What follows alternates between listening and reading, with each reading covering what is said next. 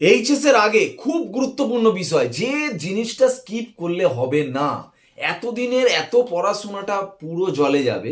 এই পাঁচটা বিষয়টা ভালো করে কিন্তু ভালো করে জানতে হবে এবং হলের মধ্যে সেটার অ্যাপ্লাই করতে হবে একদম। এই ভালো করে গুরুত্বপূর্ণ বিষয়টা কিন্তু শুনতেই হবে। দেখো, এক্সাম হল কাটাবে কিভাবে? এক্সাম হল কাটাবে কি মানে তুমি ভাবছো তো লিখবো অ্যান্সার, তো সেটার ব্যাপার নয়। একদম কিন্তু খুব গুরুত্বপূর্ণ বিষয়। কোশ্চেন পাবে, অ্যান্সার শিট, কিভাবে কি চোখ রাখাটা, কোনখানে কোনটা পড়া উচিত না পড়া উচিত কি না, খুঁটিনাটি বিষয় সম্পর্কে একদম ভালো করে কিন্তু শুনতে হবে, ঠিক আছে? পাঁচটা পয়েন্টের উপর নির্ভর করছে। দেখো, তোমার পরীক্ষা একটা প্রথম দেখো, প্রথম বাংলা পরীক্ষা দিতে যাচ্ছ, বেঙ্গলি সাবজেক্ট, তো অন্য সাবজেক্টও আছে, যাই হোক, যাই সাবজেক্টই হোক না কেন, প্রথম যে এক্সামটা দিতে যাচ্ছ, তো ফার্স্ট দেখবে তোমাদের একটা প্রবলেম যেটা ক্রিয়েট হবে, huge page in question paper. তোমরা যেসব স্যারের কাছে ধরো পরীক্ষা দিয়েছো, দেখবে একটা দুটো পেজেই প্রশ্ন পড়েছে, কিন্তু এইচএস যখন দিতে যাবে দেখবে এরকম বান্ডিল কোশ্চেন। মানে প্রথমে ওই কোশ্চেনটা দেখেই অনেকে ঘাবড়ে যায়, যে ফিয়ার বলছি, ওই ফিয়ারটা তৈরি হবে যে বাবা এত। অ্যাকচুয়ালি ব্যাপারটা তা নয়, মানে একটু বড় বড় হরফে লেখা থাকে বলে বুঝতে পারছো, অনেক এরকম ভাবে এমন ভাবে লেখা থাকে, একটা এ ফোর সাইজের পেজের মধ্যে এমন বড় বড় করে লেখা থাকে, একটা প্রশ্নই দেখা যায় অনেকটা স্পেস নিয়ে নেয়। আবার কি হয় বলতো, বিভিন্ন ল্যাঙ্গুয়েজে থাকে না, ইংলিশ বাংলা, বাংলা তার নিচে আবার ইংলিশ, বুঝতে পারছো কথাটা? তাহলে সেই মতো করে কি হচ্ছে, একটা পেপারে দেখা যাবে একটা কোশ্চেন, অর্থাৎ এক নম্বরেরই একটা প্রশ্ন, একটা পেজের মধ্যে। তুমি মানে ভাবতে পারো বাবা কত প্রশ্ন, এটা একটা সাইকোলজিক্যাল কাজ করবে, ঠিক আছে? এটা শুধু তাই নয়, এটা ভুল হয়ে যাওয়ার চান্স কি, মানে বলতে চাইছি যে ভুল করে দেখবে দুটো পৃষ্ঠা একসাথে মুড়ে আছে, দুটো একসাথে উল্টে দিয়েছো, তারপরে পরীক্ষার হল থেকে বেরিয়ে সব করেছি, যা এই পেজটা খোলাই হয়নি, এইটা যেন না হয়। দাগ নম্বরগুলো ভালো করে দেখবে, যদি স্কিপ হয়েই যায়, একের দাগের এর পরে নিশ্চয়ই একের দাগের ডি হবে না, বিসি বাদ গেছে, তুমি কি করে বুঝবে যে দাগ নম্বরটা যদি ভালো করে, মানে চোখটাকে ঠিকঠাক রাখতে বলছি, বোঝা গেল ব্যাপারটা? তো সেটা খুব গুরুত্বপূর্ণ বিষয়। Study the question carefully. কেন? কোশ্চেনটা কেন ভালোভাবে পড়বে, ওই একই ব্যাপার, স্কিপ হওয়ার চান্স। দেখো, তোমাদের এমন পড়ে পড়ে এমন অভ্যস্ত হয়ে গেছে, কিছু শিওর শিওর প্রশ্নগুলো ওইটাই দেবে, কিন্তু এমনভাবে দেবে, ধরো আমি একটা কোশ্চেন বললাম, যে বিক্রিয়ার ক্রম এবং আণবিকতা, কোশ্চেন দেখবে টেস্ট পেপার পেজে ভর্তি, বিক্রিয়ার ক্রম আর আণবিকতার পার্থক্য লেখো, differences between order and molecularity. Question দেবে বিক্রিয়ার ক্রম এবং আণবিকতার সংজ্ঞা লেখো। তো অনেকে কি বলো, এই বিক্রিয়ার ক্রম আর আণবিকতার কথাটা দেখি, ও এটা পার্থক্য, তো ব্যাস পার্থক্য লিখে এসছে। পরে পরীক্ষা, এই বাবা এটা বিক্রিয়ার ক্রম আর আণবিকতার সংজ্ঞা ছিল, আমি ভেবেছি আণবিকতা, এই সরি পার্থক্য, ব্যাস পার্থক্য লিখে, মানে কোশ্চেনটা ভালো করে পড়তে হবে। প্রশ্ন তো ওই পার্থক্য হয়, ওরকমভাবে সংজ্ঞা দেবে কি করে জানবে তুমি? মানে বলতে চাইছি ভালো করে কোশ্চেন পড়ো, যাতে ভুলভ্রান্তি না হয়। তারপর কি হয় বলো তো, একটা মানে একটা প্রশ্নের মধ্যে ধরো দেখা যাবে যে ল্যান্থানাইট সংকোচন কি পড়েছো, তার সাথে জুড়ে আর একটা ছোট্ট প্রশ্ন দিয়ে দিয়েছে, ল্যান্থানাইট সংকোচন লেখার পরে ওই ছোট্ট প্রশ্নটার দিকে তাকাতে ভুলে গেছে, ওটা লেখা হয়নি। মানে এই যে ব্যাপারগুলো ভালো করে কেয়ারফুলি কিন্তু কোশ্চেনগুলো পড়বে, ওই জন্য যাতে স্কিপটা না হয়ে যায়। আর একটা প্রবলেম হয় ডাবল অ্যাটেন্ড, ভালো করে প্রশ্ন না পড়লে দেখা যাবে এই এরকম একটা কোশ্চেন বলি, এরকম এখানটা একটা প্রশ্ন করেছো, পরের পেজটা উল্টে আর একটা প্রশ্ন পেয়েছো, করে নিয়েছো, পরে দেখতে পাচ্ছ ওইটারই অথবা ওটা, মানে অর দুটোই কোশ্চেন, মানে একটার অরের আর একটা যেটা আছে অর সমেত সব কটা করে ফেললে, বেকার টাইম নষ্ট হলো, লাস্টে কি সময় কম পড়বে, অনেক রকম প্রবলেম ক্রিয়েট হতে পারে। একদম ভালো করে প্রশ্নটা পড়বে, ভালো করে নাম্বার ডিস্ট্রিবিউশনটাও দেখবে যে কিরকম ভাবে কি আছে, তবে কিন্তু তুমি বুঝতে পারবে। আর একটা খুব গুরুত্বপূর্ণ বিষয়, মার্কিং। মার্কিংটা কিন্তু মারাত্মক জিনিস।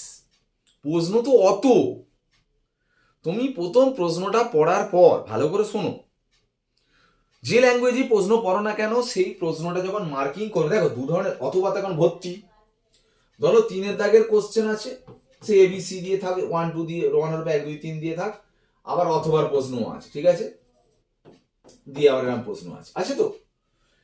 প্রথম কথা হচ্ছে যে তুমি গোটা প্রশ্নটা পড়ে দেখা যাবে যে সে 2 নম্বর হোক 3 নম্বর প্রশ্ন হোক, পড়ে দেখা যাবে টোটাল প্রশ্ন যে কটা আছে, ধরো 20টা প্রশ্ন, তার মধ্যে দেখা গেল তুমি 7টা প্রশ্ন, মানে পুরো প্রশ্নটা পড়ার পর দেখতে পেলে যে 7টা প্রশ্ন একদম সব পুরোটা পারবো।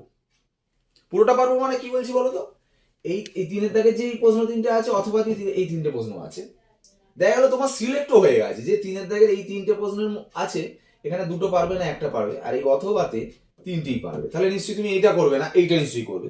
তাহলে তুমি এটা সিলেক্ট করেছো মানে তুমি সঙ্গে সঙ্গে কোশ্চেন পেপার অথবাটা নাম গোল করে দাও, তিনের দাগের অথবাটা গোল করো। আবার দেখা গেলো সাতের দাগেরটা গোল করো, মানে তুমি সাতের দাগেরটা করবে তার মানে। তারপর দেখা গেলো নয়ের অথবাটা আছে, নয়ের অথবাটা করবে, তুমি সিলেক্ট করে দিয়েছো, নয়ের অথবাটা গোল করো। মানে যেটা তোমার সিলেক্ট হয়ে গেছে শিওর সব কটা পারবে, সেটা তুমি সেইভাবে গোল করে নাও। গোল করে নিলে মোটামুটি সব করতে পারবে ব্যাপার না, কয়েকটা করে নাও, মানে একসাথে অত করতে যেও না। 5টা 6টা গোল করা হয়ে গেছে, এবার লিখতে শুরু করে দাও ওই গোলগুলোই। সিলেক্ট হয়ে গেছে তুমি কোনটা অথবা করবে আর কোনটা ডিরেক্ট প্রশ্নটা করবে, গোল করে নিয়ে এসো, লিখতে শুরু করে দাও। লেখা কমপ্লিট হলে ওই গোলের ওপর দিয়ে রাইট চিহ্ন করে দাও প্রশ্নে, তার মানে বুঝে যাবে যে আমার ওইটা প্রশ্নটা অ্যান্সার লেখা হয়ে গেছে। তা কেন এটা বলছি বলো তো, অনেক সময় এইসব মার্কিং না করলে তুমি ভুলে যাবে যে আমার এইটা লেখা হয়েছিল কি এটা লেখা হয়নি, বারবার পৃষ্ঠা পাল্টার দিকে সময় চলে যাবে। কথাটা বোঝা গেল কি, যেটা যেটা লেখা হয়ে যাবে তুমি এরকম রাইট দিয়ে দিচ্ছ, সময়টাও দেখছো, সময় আর কম। এবারে মোটামুটি যেগুলো শিওর সব পারবো করে নিয়েছি, এবারে যেগুলো করব অ্যাটেন্ড সেগুলো সব পারবো না, মাঝখানে মাঝখানে গ্যাপ। কিরকম ব্যাপার হবে, দেখা যাবে যে তিনের দাগের কোশ্চেনে পড়েছে কি রোমানোরূপে 1 রোমানোরূপে 2 রোমানোরূপে 3, অথবা অরে দিয়েছে রোমানোরূপে 1 রোমানোরূপে 2 রোমানোরূপে 3 আছে। তো দেখা যাবে এখানে এই দুটো পারবে, এটা পারবে না, আর এখানে এই দুটো পারবে, এইটা পারবে না, একদম শিওর। তাহলে এবার দেখো এই দুটোর নাম্বার কত আর এই দুটোর নাম্বার কত, যেখানে বেশি নাম্বার হবে সেটা অ্যাটেন্ড করবে অবশ্যই। তাহলে যদি এখানে বেশি নাম্বার থাকে, বেশি মার্কস থাকে, তাহলে 3-এর অথবাটা অ্যাটেন্ড করবে। তাহলে সেইটা যে অ্যাটেন্ড করবে মানে যে ছেড়ে দিয়ে, মানে কিছু করার নেই, তুমি না পারলে ছাড়তে হবে, মানে পুরোটা ছাড়ছো না, যতটা পারছো ততটা করে নিয়ে তো বাকিটা ছাড়ছো, সেই মতো বুঝে যেগুলো আছে সেগুলো আবার এবার গোল করো। সেইগুলো গোল করে সেইগুলোর অ্যান্সার লেখা হয়ে গেলে সেই গোলের ওপর দিয়ে আমরা রাইট থাম, তাহলে রাইট। তাহলে বুঝে গেলে আমার কোনগুলো লেখা হয়ে গেল, ধরো এই তাহলে 3-এর অথবাটা করছে না, রাইট দিয়ে দিলে। কিন্তু এবার একটা ব্যাপার আছে, তুমি যেগুলো পারছো না, ধরো এই দুটো পেরেছো, এটা পারছো না, তাহলে এইটা কি করবে, এটা তুমি জিজ্ঞাসা চিহ্ন করে রাখো কিন্তু এরকম, মানে এই তার মানে এটা করনি, তোমার মাথায় থাকছে ওটা করনি, কিন্তু মানে কোশ্চেনটা অ্যাটেন্ড করেছো, কোশ্চেনের সবটা করনি, এইটা বাকি আছে, ওটা অবশ্যই ভালো করে মার্কিং রাখবে। তারপর যখন তুমি কোশ্চেন দেখবে পুরোটা যখন উল্টাবে সব দেখবে রাইট হচ্ছে, এটা এরকম হচ্ছে। এবার ওই মাঝখানে মাঝখানে দেখবে একটা জিজ্ঞাসা চিহ্ন আছে, মানে তুমি এটা করনি, করতে পারোনি, ঠিক আছে। লাস্টে গিয়ে দেখবে কোনো মার্কিং নেই প্রশ্ন, আর এই জিজ্ঞাসা চিহ্ন প্রশ্নগুলো লাস্টে গিয়ে দেখো যে কি পারছো কিনা, মানে শেষে গিয়ে হয়তো বুদ্ধি এসে যেতে পারে, বা একদম না পারলে সময় আছে, ওই সম্পর্কে যা পারো লিখে দাও, তবু কিছু তো নাম্বার আসবে, বেকার ছেড়ে কি লাভ, তাই না? যা পারো ওই সম্পর্কে লিখে দাও না, মানে এটা শেষে করা উচিত। কিন্তু পরীক্ষায় বেশিরভাগ ভুলটা হয় কি জানো, অতগুলো পেজের মধ্যে ম্যানেজমেন্ট কি বলতো, কোনটা লিখেছি আর কোনটা লিখিনি কিন্তু খুব গন্ডগোল হয়ে যাবে। তার কারণ হচ্ছে তোমার ওই যে বললাম মার্কিং করা নেই, মানে যেটা যে প্রশ্নটা অ্যাটেন্ড করছো গোল করে রাখছো আগে থেকে, রাইট দিচ্ছ, আর যেটা করছো না সে এই মুহূর্তে ভুলে গেছো, পরে লিখবো মনে হোক, আর একদমই পারবে না মনে হোক, জিজ্ঞাসা চিহ্ন রাখবে, সঙ্গে সঙ্গে জিজ্ঞাসা চিহ্ন করে রাখবে, পরে যখন পেজ উল্টা বলে সেটা করা হয়নি দাগ নম্বর দিয়ে লিখবে। খুব গুরুত্বপূর্ণ কথা, অ্যান্সার শিটে যখন অ্যান্সার শিট প্রপার মার্জিন টানছো, গ্যাপ, একটা প্রশ্ন একের দাগে এ লিখে বি যখন লিখবে ওখানেই লিখছো কেন, একটু ছাড় দিয়ে একের দাগে বি লেখো, মানে একদম সুন্দর দেখতে। দরকার অনেকে কি সুন্দর লাইন টেনে দেয় একটা করে প্রশ্নের অ্যান্সার লেখা হয়ে গেলে, মানে 2-এর দাগের ABC প্রশ্ন আছে, 2-এর দাগের এ লিখে বি লিখে এ লিখলো, গ্যাপ দিল, বি লিখলো, সি লিখলো, গ্যাপ দিল, পুরো লাইন টেনে দিল। 3-এর দাগের প্রশ্ন যদি লাইন না টানো সুন্দর করে গ্যাপ দিয়ে দিয়ে লিখবে, প্রপার দাগ নম্বর দিতে হবে। দেখো দাগ নম্বর কিন্তু প্রচুর ছেলে মেয়ে ভুল করছে, প্রচুর ছেলে মেয়ে, সব কিন্তু বেকার হয়ে যাবে। ধরো কোশ্চেন আছে, তুমি লিখছো 2-এর দাগে, 3-এর দাগে, 4-এর দাগে প্রশ্ন আছে, তো 2-এ আছে, 2-এর অথবা আছে, কিনা লিখে দেখো সব ছেলে মেয়েরা এরকম লিখছে, 2-এর 1, 2-এর এর পরেরটা যখন লিখছে তখন আমি 2 লিখছে। স্যার নাকি ভেবে নেবে এখানে 2-এর 1 লিখেছি নাকি, এখানে আমি 2-এর নাকি 2, এখানেও 2-এর 2 লিখবে। তারপরে যখন আবার লিখবে 3-এর, ধরো অথবা করছো মানে 3-এর অথবা লিখবে, অনেকে অথবা লেখে না, 3-এর অথবা 2, পুরো পুরো দাগ নম্বরটা লিখতে হবে।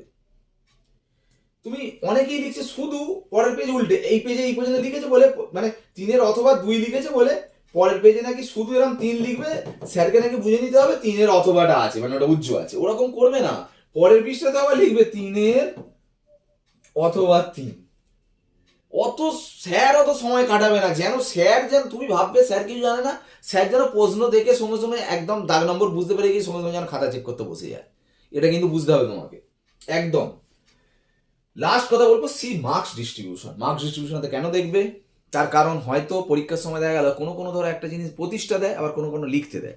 ধরো বললো মোলার পরিবাহিত আপেক্ষিক পরিবাহিত সম্পর্কটি লেখো, 1 নম্বর দিয়েছে।